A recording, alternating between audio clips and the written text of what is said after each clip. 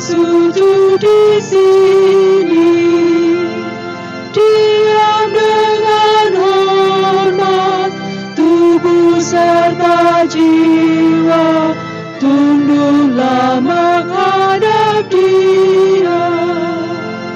Marilah umatnya, hatimu serahkan dalam kerendahan.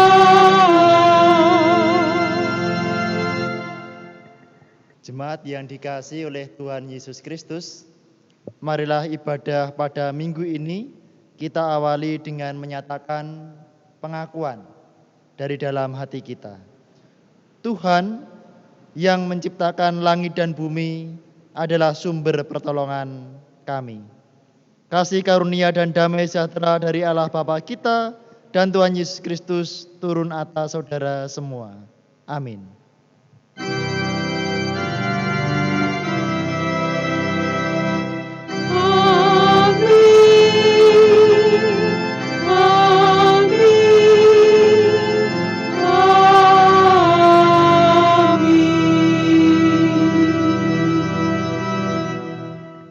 Jemaat dipersilahkan untuk duduk. Bapak, Ibu, dan Saudara yang dikasihi Tuhan, marilah dengan hati yang bersukacita dan ucap syukur kita memuji nama Tuhan dengan NKB 125 bait yang pertama, Ku dengar panggilan Tuhan.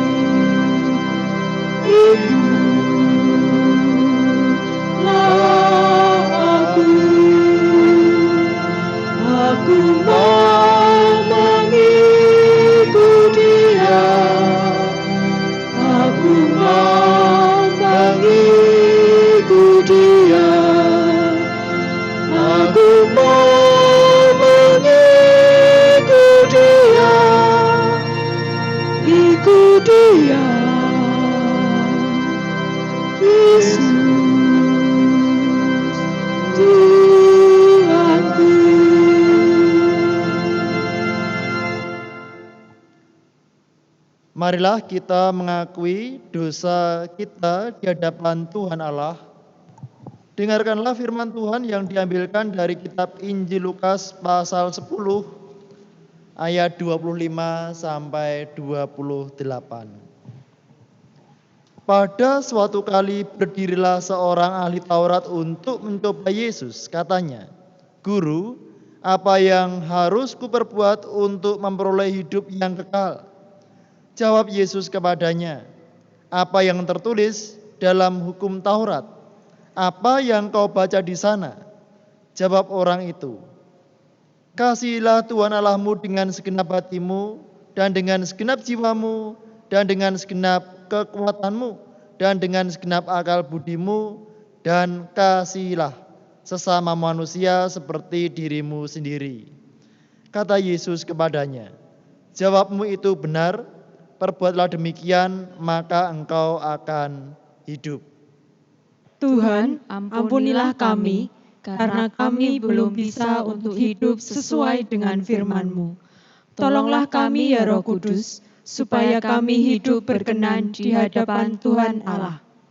Nyanyian penyesalan dosa diambilkan dari Kidung Pasamuan Kristen, angka 50, padha sepisan kula keduwung.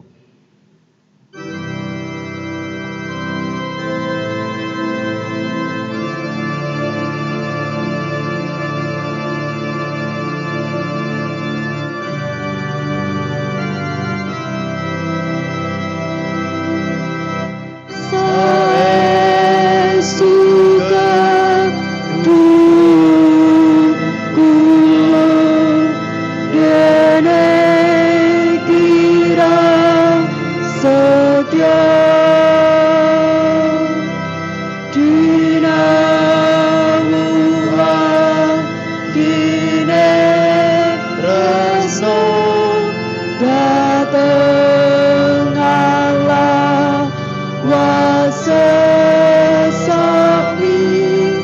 intan ono bukti.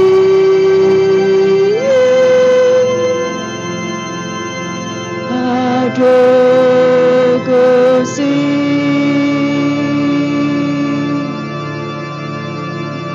nyuwun suci.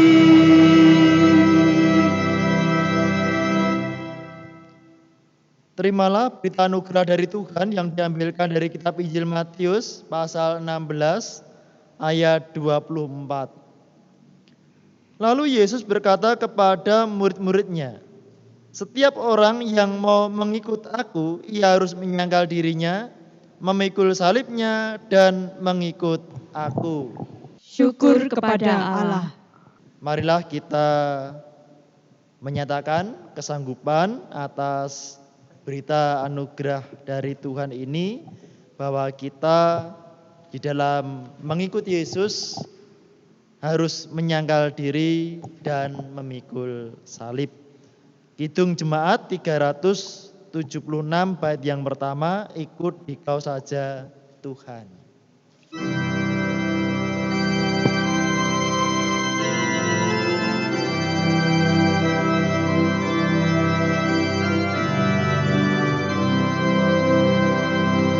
Ikut dikau saja Tuhan, jalan damai bagiku.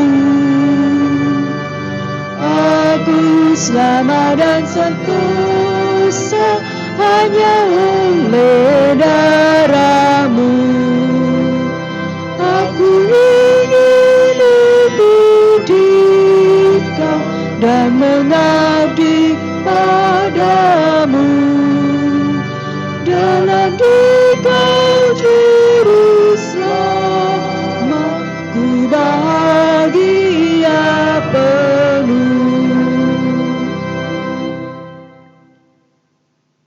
Marilah kita berdoa sebelum kita mendengarkan dan merenungkan firman Tuhan. Kami bersyukur ya Tuhan, pada hari Minggu ini Tuhan telah memberikan kami waktu, kesempatan untuk kembali melaksanakan ibadah rumah tangga. Kami bersyukur atas setiap berkat pemeliharaan Tuhan yang mengalir silih berganti dalam kehidupan kami. Tuhanlah Bapa kami, sebentar lagi kami akan mendengarkan dan merenungkan firman Tuhan. Tolonglah kami, supaya kami dimampukan untuk tidak hanya mendengarkan, tetapi juga melakukan firman Tuhan dalam kehidupan kami setiap hari. Ampunilah kami akan dosa kami Bapa, dalam nama Tuhan kami Yesus Kristus kami berdoa. Amin. Bapak, Ibu, dan Saudara yang dikasihi Tuhan, firman Tuhan diambilkan dari kitab Injil Matius pasal 16 ayat 21 sampai 28. Kitab Injil Matius pasal 16 ayat 21 sampai 28. Demikian firman Tuhan. Sejak waktu itu Yesus mulai menyatakan kepada murid-muridnya bahwa ia harus pergi ke Yerusalem dan menanggung banyak penderitaan dari pihak tua-tua, imam-imam kepala, dan ahli-ahli Taurat, lalu dibunuh dan dibangkitkan pada hari ketiga. Tetapi Petrus menarik Yesus ke samping dan menegur dia. Katanya, "Tuhan, kiranya Allah menjauhkan hal itu. Hal itu sekali-kali takkan menimpa Engkau."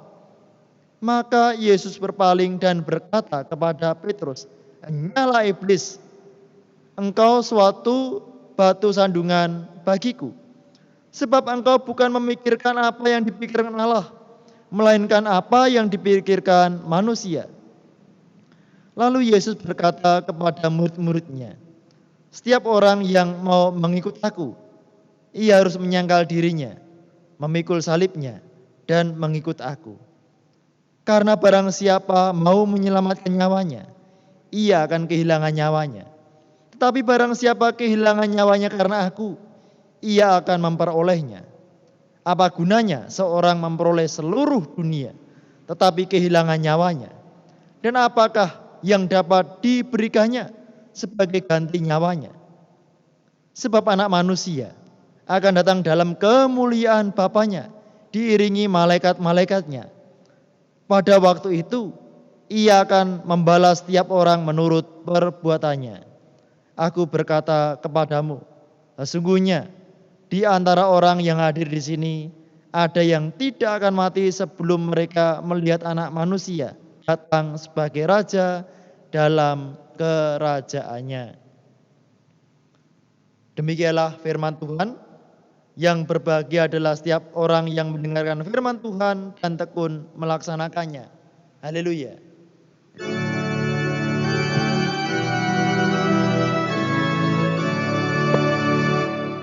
Haleluya, haleluya, amin. Haleluya, haleluya, haleluya, amin.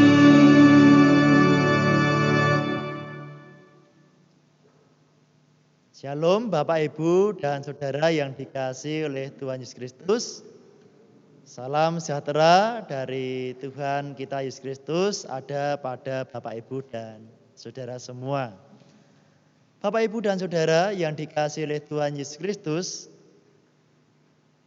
di dalam kehidupan kita setiap hari, terkadang kita diperhadapkan dalam situasi yang sulit, yang bisa membuat kita takut untuk melangkah, takut untuk menghadapi hari depan.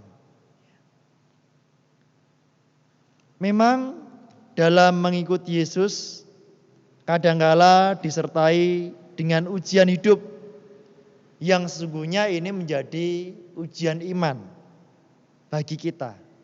Menjadi ujian kesetiaan bagaimana kita di dalam mengikut Yesus.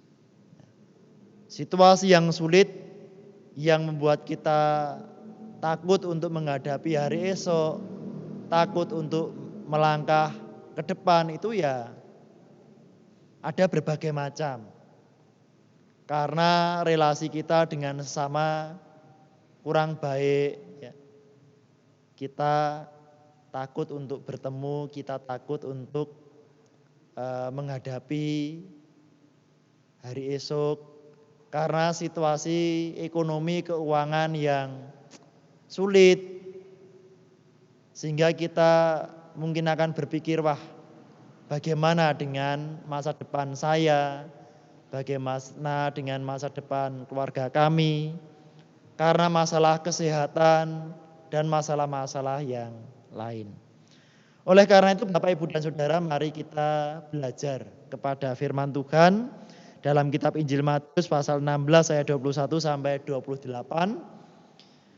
Di sana dikisahkan bahwa sejak waktu itu, ya, yaitu bahwa waktu Tuhan Yesus membimbing Simon Petrus untuk lebih mengenal bahwa Yesus sebagai Mesias, Anak Allah yang hidup. Kita bisa lihat pada ayat yang ke-16. Kesaksian yang diberikan oleh Petrus di sini didengarkan oleh para murid yang lain. Dan ini dalam tanda kutip diiyakan oleh Tuhan Yesus. Bahkan lebih lanjut Tuhan Yesus mengajarkan bahwa kesaksian yang seperti itu tidak berasal dari manusia. Tidak semata-mata keluar dari mulut Simon Petrus. Tapi kesaksian itu berasal dari Bapa di surga. Yang menyatakan bahwa Yesus adalah Mesias, Anak Allah yang hidup. Selanjutnya Tuhan Yesus menjelaskan bahwa sebentar lagi dirinya akan pergi ke kota Yerusalem untuk menjalani penderitaan, bahkan dibunuh, tetapi kemudian dibangkitkan pada hari yang ketiga. Bapak, Ibu, dan Saudara yang dikasihi oleh Tuhan, tetapi rupanya dari apa yang disampaikan oleh Tuhan Yesus, Petrus tidak bisa menerimanya. Petrus tidak bisa menerima kalau Mesias ini nantinya akan mengalami penderitaan, kematian. Sekalipun Tuhan menyampaikan bahwa akan bangkit pada hari yang ketiga. Artinya bahwa konsep Mesias yang dimiliki oleh Simon Petrus berbeda. Tidak sama dengan Mesias yang ada dalam diri Tuhan Yesus. Mungkin Petrus berpikir bahwa seorang Mesias tidak akan mengalami penderitaan, apalagi Mesias kok mengalami kematian, matinya dibunuh. Karena mungkin yang ada dalam pikiran Petrus bahwa Mesias adalah seorang yang diutus Allah. Mesias adalah seorang yang diurapi Allah untuk membebaskan bangsa Israel dari tangan penjajah asing. Untuk mengembalikan bangsa Israel seperti dahulu pada masa kejayaan Raja Daud. Bapak, Ibu, dan Saudara, sehingga dikisahkan bahwa pada waktu itu Petrus menarik Yesus ke samping dan menegur Tuhan Yesus. Tuhan, kiranya Allah menjauhkan hal itu. Hal itu sekali-kali takkan menimpa Engkau. Tetapi perbuatan Petrus itu yang kelihatannya baik, yang kelihatannya ini berniat untuk menghindarkan Yesus dari penderitaan dan bahkan kematian. Justru inilah yang membuat Tuhan Yesus marah karena perkataan Petrus ini adalah suatu batu sandungan. Perkataan Petrus ini merupakan suatu hal yang menghalang-halangi karya penyelamatan Allah melalui Tuhan Yesus. Mengapa? Karena Petrus bukan memikirkan apa yang dipikirkan Allah, melainkan apa yang dipikirkan oleh manusia. Apa yang dipikirkan Petrus tidak sama dengan apa yang dipikirkan oleh Tuhan Allah. Petrus memikirkan bagaimana cara menyelamatkan diri sendiri.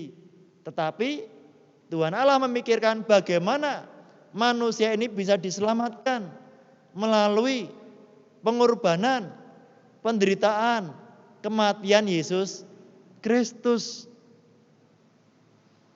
Bapak, Ibu, dan Saudara yang terkasih, firman Tuhan ini memberikan pelajaran kepada kita bahwa jangan sampai dalam kehidupan kita seperti Simon Petrus yang awalnya memberikan kesaksian, Yesus adalah Mesias, Anak Allah yang hidup, tetapi pada gilirannya justru perkataannya, sikapnya menjadi batu sandungan untuk karya penyelamatan Allah.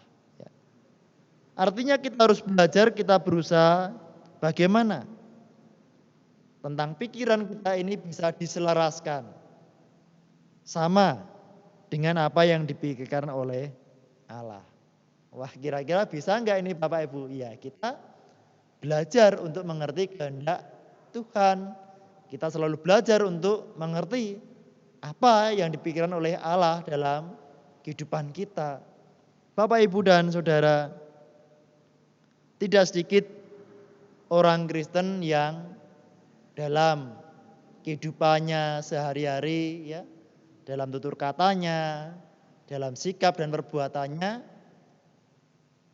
justru menjadi batu sandungan. Seperti Petrus tadi, kelihatannya baik, kelihatannya ini membela Tuhan Yesus, tapi justru sikap Petrus, perkataan Petrus ini menjadi batu sandungan. Oleh karena itu jangan sampai perkataan kita, sikap perbuatan kita justru menjadi batu sandungan. Nah, lalu kita akan belajar apa yang dipikirkan oleh Allah. Yang pertama, setiap pengikut Yesus tanpa terkecuali harus menyangkal dirinya. Setiap pengikut Kristus, kita semua, Bapak, Ibu, dan Saudara semua tanpa terkecuali, entah itu tua ataupun muda, ya, entah itu kaya ataupun miskin, ini tinggal di desa, tinggal di kota, ini pendidikan tinggi, ini tidak berpendidikan, semuanya tanpa terkecuali harus menyangkal dirinya. Apa yang dimaksudkan dengan menyangkal diri? Artinya kita harus berani untuk berkata tidak terhadap kehendak diri sendiri yang tidak sesuai dengan kehendak Tuhan. Apa ada? Wah, banyak sekali Bapak Ibu ya. Coba kita rasakan dalam kehidupan kita. Kehendak apa saja yang timbul dari dalam hati dan pikiran kita yang itu tidak sesuai dengan kehendak Tuhan. Kita harus berani berkata tidak. Ya. Biasanya itu menyangkut tentang kesenangan diri sendiri, ya, kenyamanan diri sendiri, tidak mau berkorban, tidak mau mengampuni, ya, tidak mau berbuat kasih, maunya dikasih, maunya diampuni, maunya dilayani dan seterusnya. Nah, kita harus bisa berkata tidak terhadap kehendak diri sendiri yang tidak sesuai dengan kehendak Tuhan. Jangan sampai kita hanya memikirkan kepentingan diri sendiri, apalagi mempunyai sifat Mary, ya. Mary itu apa? Apa yang orang lain miliki, wah saya harus punya, ya. Tidak boleh seperti itu. Tetapi bukan berarti kita harus menjadi seorang pertapa, ya. Hidup menyendiri, ya. Tidak mau serawung, bergaul dengan orang lain, bukan seperti itu. Kita tidak hidup membiara, tidak. Tetapi kita tetap hidup bersama, bersosialisasi dengan masyarakat luas. Bagaimana kita bisa menyelaraskan pikiran kita dengan pikiran Allah, yaitu tentang keselamatan manusia, tentang kehidupan kekal. Itu yang pertama. Yang kedua, memikul salib, artinya memikul penderitaan karena kita melakukan kehendak Allah. Setiap pengikut Kristus memiliki beban salib sendiri-sendiri. Tidak sama Bapak Ibu ya.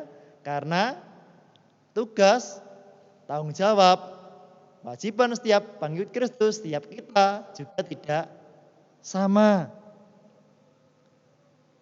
Bapak Ibu dan Saudara, oleh karena itu setiap pengikut Kristus diajar untuk hidup saling menopang, saling membantu, untuk menguatkan, menghibur satu sama lain di antara saudara seiman. Itulah artinya kita hidup dalam suatu persekutuan.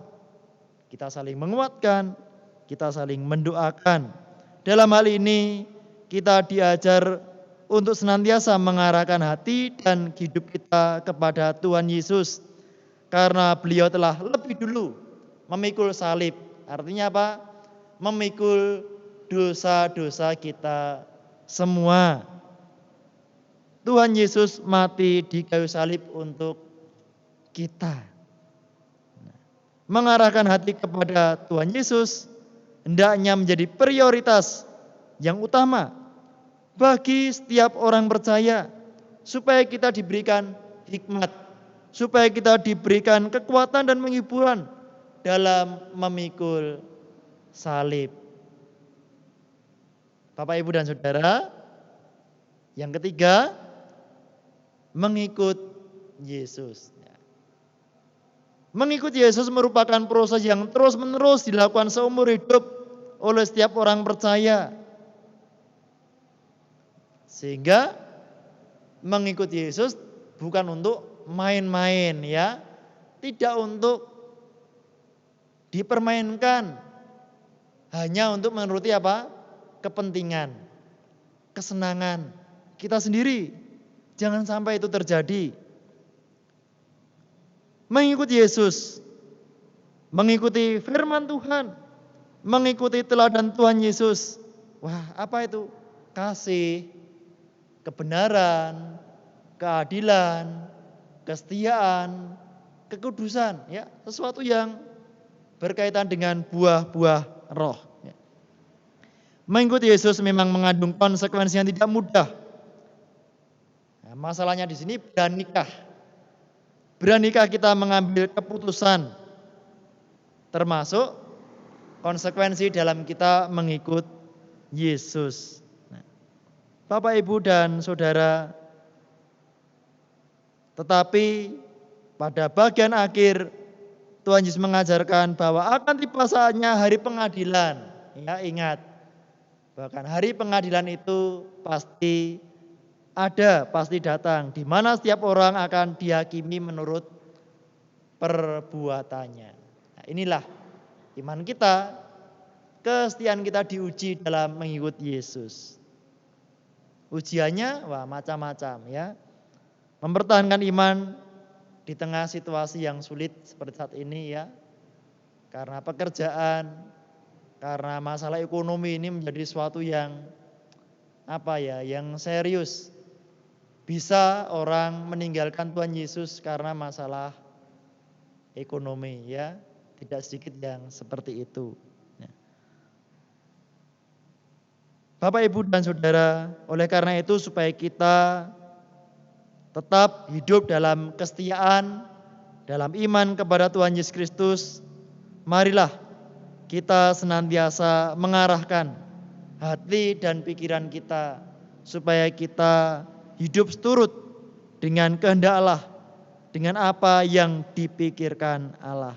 Nilai-nilai hidup kekal lebih berarti, lebih mulia daripada nilai-nilai duniawi yang sementara ini. Umur kita sampai berapa atau Bapak Ibu ya?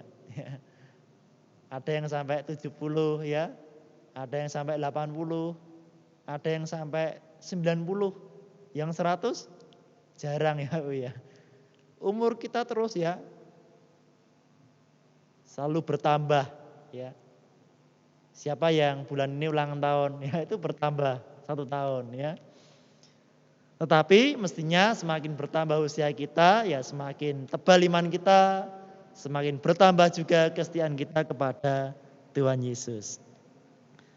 Tuhan Yesus menyampaikan bahwa Mesias bukanlah Mesias duniawi. Mesias yang ada dalam diri Tuhan Yesus Kristus adalah Mesias rohani. Setiap orang yang berani mengambil keputusan untuk mengikuti Yesus, menyangkal diri, memikul salibnya, maka sungguhnya ia telah menjadi warga kerajaan surga. Oleh karena itu pada ibadah minggu ini, marilah kita semakin memantapkan hati kita dalam mengikuti Yesus. Jangan sampai iman kita terkikis ya, tergerus, diperjualbelikan dengan hal yang duniawi, yang sifatnya sementara. Percayalah bahwa segala beban hidup ya, bahwa memikul salib yang kita pikul ini Tuhan selalu menyertai Bapak, Ibu, dan Saudara. Tuhan tidak pernah meninggalkan kita. Tuhan tahu seberapa berat salib yang Saudara, Bapak, Ibu pikul. Tuhan mengetahui beban Bapak, Ibu, dan Saudara. Dan Tuhan sungguhnya sudah menyediakan berkat, sudah menyediakan pertolongan. Oleh karena itu senantiasa berharaplah kepada Tuhan. Kita menyangkal diri, iya.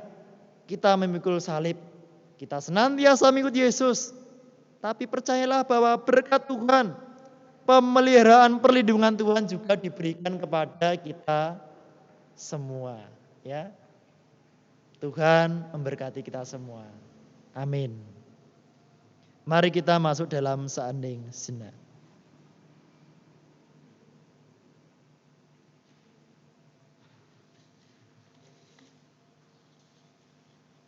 Mari kita masuk dalam doa syafaat. Kami bersyukur Tuhan atas firman-Mu yang diberikan kepada kami dalam ibadah minggu hari ini, dalam ibadah di rumah kami masing-masing. Kami bersyukur bahwa iman kami dikuatkan, kami diingatkan betapa pentingnya kami memiliki pikiran seperti yang dipikirkan oleh Allah. Memikirkan sesuatu yang bersifat kekal, bukan sesuatu yang bersifat sementara, yang bersifat keduniawian. Ya Tuhanlah Bapa kami, mampukan kami untuk menjalani firman Tuhan ini. Selanjutnya kami berdoa untuk pergumulan jemaat-Mu GKJ Sidomulyo, juga setiap orang yang melihat link YouTube ibadah minggu ini. Tuhan memberkati mereka yang sakit, Tuhan jamah, Engkau berikan kekuatan, Engkau berikan kesehatan. Biarlah iman mereka semakin dikuatkan untuk percaya akan pertolongan, mukjizat penyembuhan dari Tuhan Yesus Kristus. Kami berdoa untuk anak-anak yang sekolah, yang kuliah, Tuhan berkati. Tambahkan kepandian, hikmat, kejujuran. Biarlah mereka boleh menjalani sekolah dan kuliah dengan baik. Tuhan, kami pun berdoa untuk setiap orang yang bekerja. Berkati jemaat-Mu yang bekerja. Berikanlah kelancaran ya Tuhan. Berikanlah rezeki, berikanlah kecukupan. Jauhkanlah dari kesulitan dan malapetaka. Bapa, kami berdoa untuk setiap rumah tangga anak-anak-Mu, Tuhan berkati. Berikan keharmonisan, damai sejahtera, relasi yang baik antara suami istri, orang tua dengan anak. Tuhan memberkati. Bapa, kami menyerahkan bangsa dan negara Indonesia ini dalam tangan kuasa-Mu. Tuhan memberkati para pemimpin bangsa kami. Biarlah mereka dimampukan untuk menjalankan kebijakan-kebijakan yang mendatangkan keadilan, damai sejahtera di antara seluruh penduduk warga negara Republik Indonesia ini. Bapa, kami bersyukur juga Gereja-Mu GKJ Sidomulyo telah melaksanakan Riyo Yondondo. Engkau memberkati, Engkau memberikan kelancaran, Engkau memberikan sukacita kepada kami jemaat-Mu, sehingga nantinya hasil daripada Riyo Yondondo ini boleh digunakan untuk mendukung proses pembangunan, penyelesaian gedung gereja Pepandan Lingkungan. Inilah ya Bapa doa kami.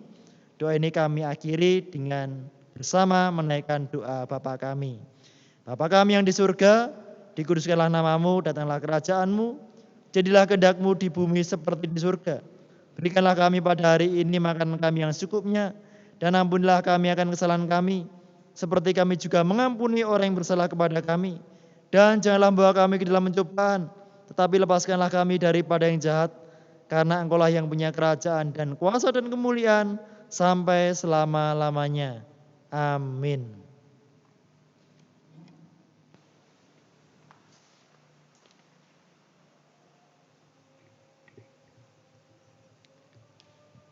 Jemaat dimohon untuk bangkit berdiri. Bersama umat Tuhan di seluruh tempat dan waktu, kita akan memperbarui pengakuan iman percaya kita sesuai dengan pengakuan iman rasuli.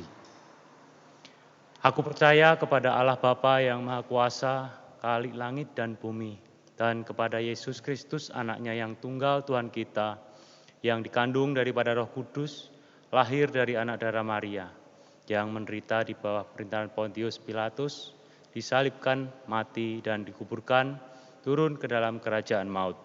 Pada hari yang ketiga, bangkit pula dari antara orang mati, naik surga, duduk di sebelah kanan Allah Bapa yang Maha Kuasa, dan akan datang dari sana untuk menghakimi orang yang hidup dan yang mati. Aku percaya kepada Roh Kudus, gereja yang kudus dan am, persekutuan orang kudus, pengampunan dosa, kebangkitan daging, dan hidup yang kekal. Jemaat dimohon untuk duduk kembali.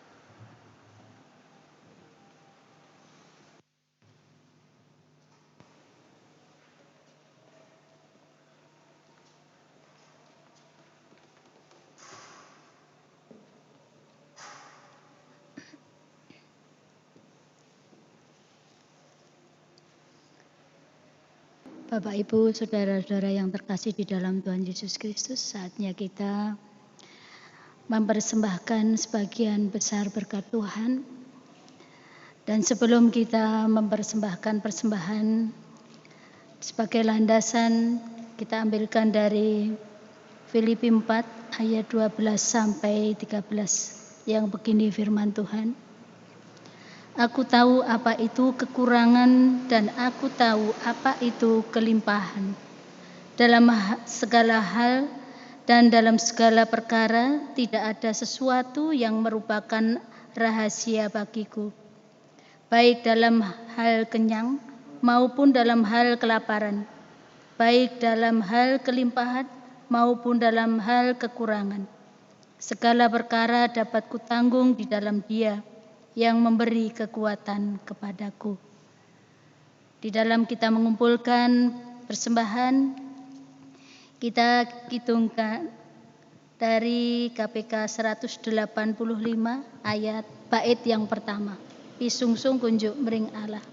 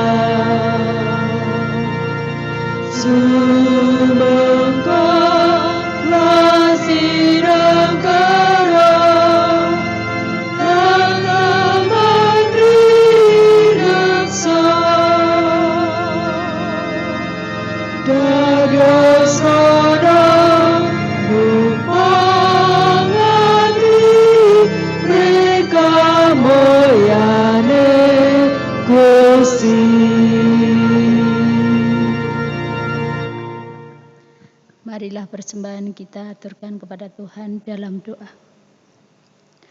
Puji dan syukur kami menghadap kehadirat-Mu kembali ya Bapa.